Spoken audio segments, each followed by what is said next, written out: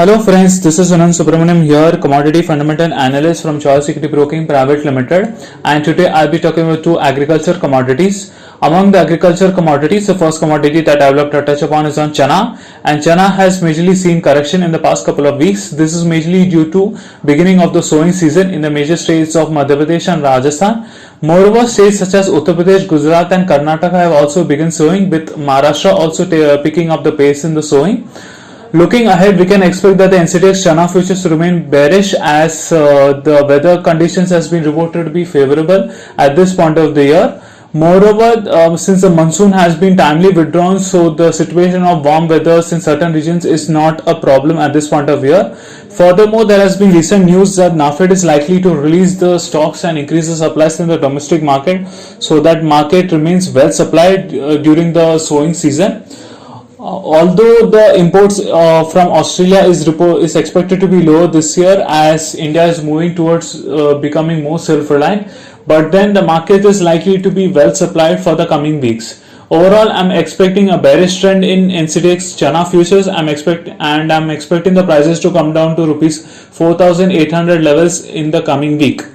The second commodity that I will touch upon is on castor seed, and castor seed has shown a very much significant rise in the past week, and we are expecting that the NCDEX castor seed futures to remain bullish in the coming weeks as well, majorly due to expectancy of higher exports from India, since UK and European regions is likely to move towards a lockdown situation in the coming weeks, as there is a situation of second wave of COVID-19 situation.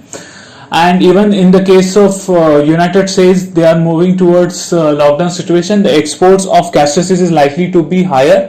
This is majorly due to that exports are likely to be higher majorly because of higher buying in the domestic markets as well as in the international markets. In the international markets, the European Union is likely to overstock the situation, so that they can be taking a precautionary situation for any supply chain problems that may arise during the COVID-19 lockdown phase.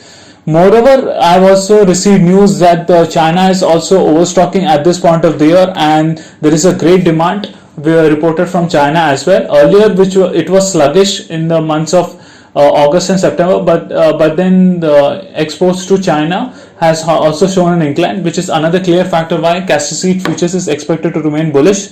In addition to that, rupee is currently trading at the lowest level, which is another clear factor why exports can be very much cheaper from India as compared to the global markets. Furthermore, if you look at the edible oil prices, the edible oil prices are also inclining, which is another clear factor that would actually support the castor seed oil prices in the domestic markets as well as in the global markets. Overall, I'm expecting a bullish trend in NCDEX castor seed futures, and prices are expected to move towards 5,000 levels in the week ahead. If you take a long-term position in NCDEX castor seed December futures, we can expect that the castor seed futures can move up to 5,200 levels by the end of this month. Thank you, and I wish you all a very happy trading week.